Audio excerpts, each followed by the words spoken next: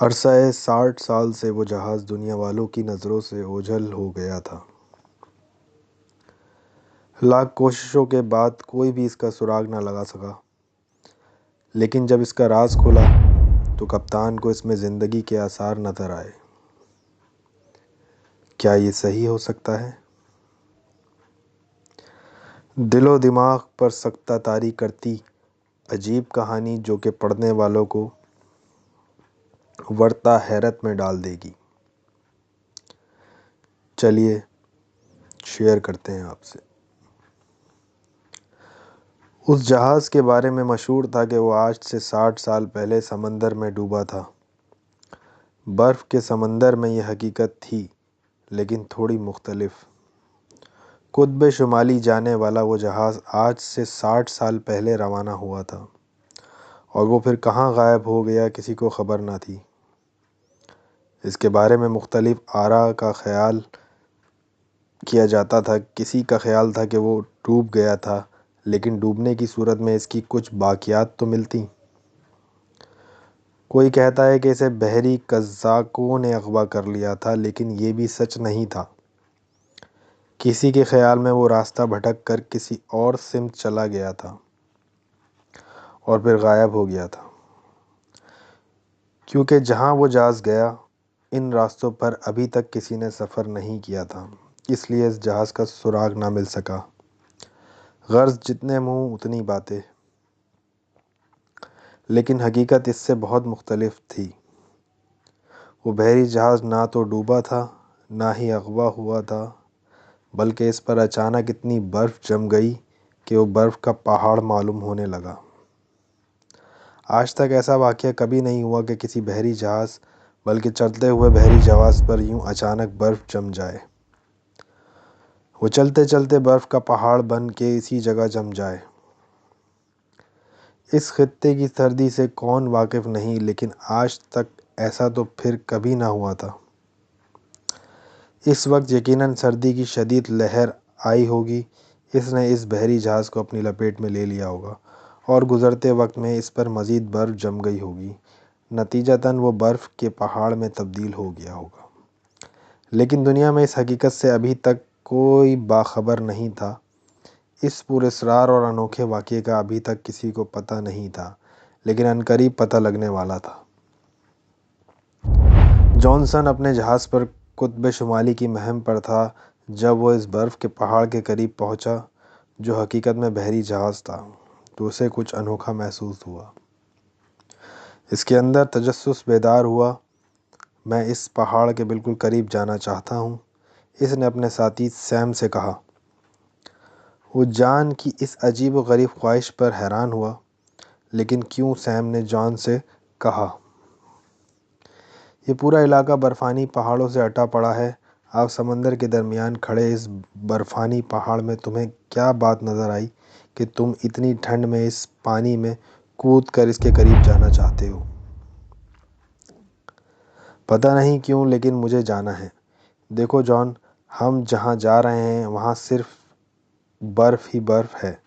تم اپنا یہ شوق ہاں خوب اچھے طریقے سے وہاں پورا کر لینا، لیکن یہاں بہرحال جانے کا مشورہ میں تمہیں نہیں دوں گا۔ سیم قطعی لہجے میں کہا تو جان ہنس پڑا۔ یار تم سے مشورہ کس نے مانگا ہے؟ میں تو محض تمہیں مطلع کر رہا ہوں۔ جو ہی جہاز اس پہاڑ کے قریب پہنچے تم جہاز روک لینا، میں ذرا جانے کی تیاری کر لوں۔ اور سیم جان گیا کہ اب وہ رکنے والا نہیں۔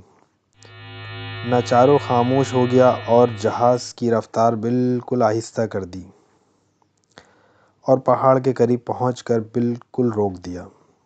جان مکمل واٹر پروف لباس میں تھا اور مکمل تیاری کے بعد اس نے سیم کی طرف الوداعی ہاتھ ہلایا اور سمندر میں چھلانگ لگا دی۔ سیم غور سے اس کی حرکات ملاحظہ کر رہا تھا۔ وہ پہاڑ کے آس پاس تیرتا رہا۔ اچانک بادل شدت سے گرجے تو سیم نے چونک کر آسمان کی طرف دیکھا۔ گہرے سیاہ بادلوں نے پورے آسمان کو اپنی لپیٹ میں لے لیا تھا۔ بجلی پورے زور سے چمک اور کڑکنے لگی۔ نرم روی سے چلتی ہوئی ہوا تیزی سے آنے لگی اور وہ سمندر میں جو سک روئی سے بہہ رہا تھا اس میں آہستہ آہستہ بھونچال کی صورت نمایاں ہونے لگی۔ سیم کا دل زور سے دھڑکا۔ اس نے جان کی طرف دیکھا اور کہیں بھی نظر نہیں آ رہا تھا، شاید پہاڑ کی دوسری طرف چلا گیا تھا۔ اس نے گھبرا کر جان کو زور زور سے آوازیں دیں، لیکن اس کی طرف سے کوئی جواب نہ آیا۔ ہوا کا زور، بادلوں کی گڑگڑاہٹ اور بارش کی تیزی بڑھنے لگی۔ اس کے ساتھ ہی سیم کی گھبراہٹ بھی۔ جان ابھی سامنے نہیں آیا تھا، لیکن اسے آنا چاہیے تھا، کیونکہ بادلوں کی صورتحال شدید طوفان کی پیشن گوئی کر رہی تھی، اور جان پاگل تو ہرگز نہیں تھا کہ اتنے خراب موسم میں یوں سمندر میں موجود رہتا۔ اس نے پھر پوری آواز لگا کر جان کو بلایا، لیکن جواب نہیں آیا۔ لہروں کی شوریدہ سردی کی وجہ سے جہاز اوپر نیچے ہونے لگا، تاریکی گھور تاریکی میں بدلنے لگی، لیکن جان نہ آیا۔ سیم کے دل میں طرح طرح کے اندیشے سر اٹھانے لگے۔ کسی ناگ کی مانند ہوا کا زور اتنا بڑھ چکا تھا کہ اس کے عرصے پر کھڑے رہنا خطرناک تھا۔ ویسے بھی وہ کوئی اتنا بڑا بحری جہاز تو تھا نہیں، ایک بڑی کشتی کا سائز جتنا تھا، لیکن اس میں ہر وہ سہولت تھی جو کسی بڑے بحری جہاز میں موجود ہوتی ہے۔ سیم اندر گیا، لیکن کھڑکی سے وہ مسلسل اسی طرف دیکھ رہا تھا جہاں جان گیا تھا، لیکن وہاں کسی کی حرکت کے آثار نہیں تھے، سوائے بارش کی بوندوں اور ہوا کے۔ ہوا جو طوفان کی صورت اختیار کر چکی تھی۔ اب میں کیا کروں؟ سیم خود کلامی کے انداز میں بولا۔ اتنے طوفان میں وہ وہاں جانا اپنے آپ کو موت کے منہ میں لے جانا ہے، ورنہ میں ضرور جان کے پیچھے جاتا۔ اب سوائے طوفان کے رکنے کے انتظار کے اور کچھ نہیں ہو سکتا۔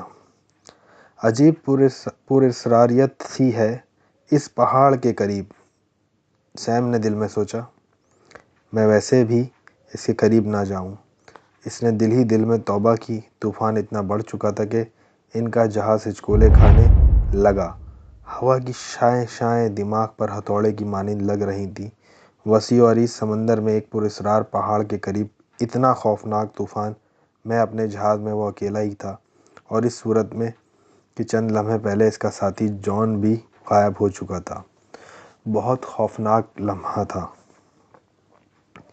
سیم اکیلا تھا، اور اس کے لیے سیم اکیلا تھا، اور اس اکیلے پن میں بہت خوف تھا۔ اس کا دل بے شک خشک پتے کی مانند کانپ رہا تھا، لیکن اس نے اپنے حواس پر قابو رکھے۔ اس کی نظریں مسلسل برف کے پہاڑ پر تھیں۔ جہاز کبھی ہچکولے کھاتا، کبھی پہاڑ کے قریب آتا، اور کبھی لہریں اسے دور لے جاتی۔ سیم کی شدید خواہش تھی کہ اسے جہاز اس پراسرار پہاڑ سے دور رہے۔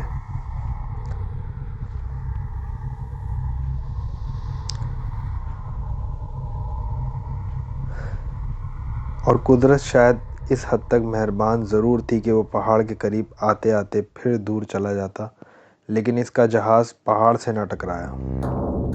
اگر ٹکرا جاتا تو پھر ٹکڑے ٹکڑے، اور سیم سوچ بھی نہ سکتا کہ وہ اس شدید طوفان میں یوں بے یار و مددگار سمندر میں تیر رہا ہوگا۔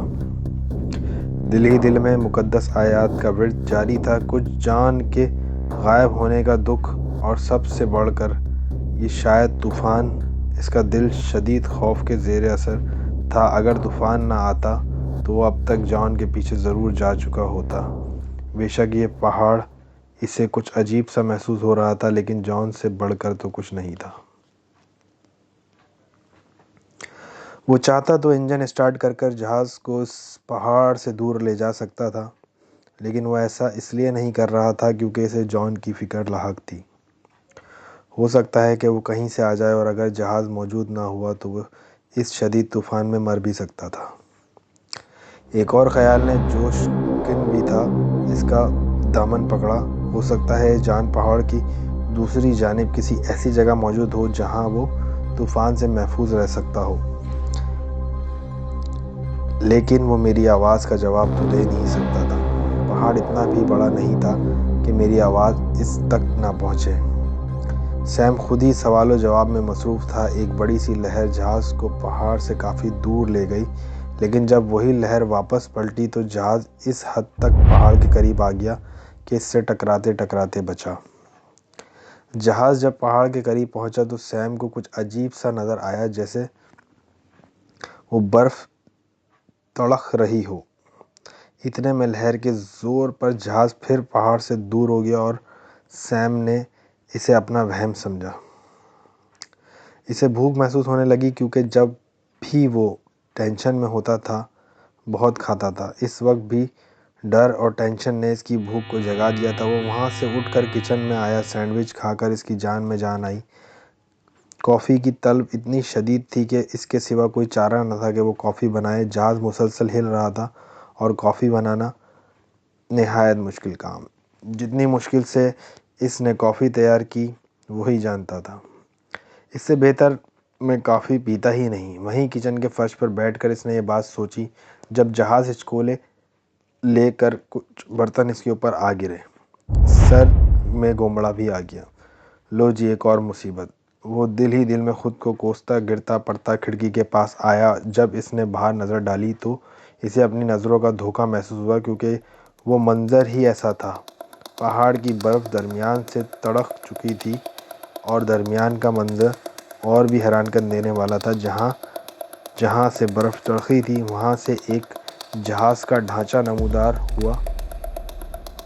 وہ جہاز کی کھڑکیاں تھیں جو ٹوٹی ہوئی تھیں اور ان سے کچھ چہرے جھانک رہے تھے، سفید، بالکل سفید برف کی مانند، سرد، بے جان، اور سب سے خوفناک ان کی مسکراہٹ تھی جو ان کے بے جان چہروں پر پھیلی ہوئی تھی۔